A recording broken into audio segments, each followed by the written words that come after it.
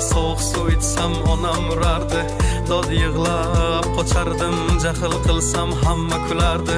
Bolalik zo'r bo'lardi, qilsam yugurib otam kelardi. Bir erkalab o'pardi, qilganim shu on unutardim.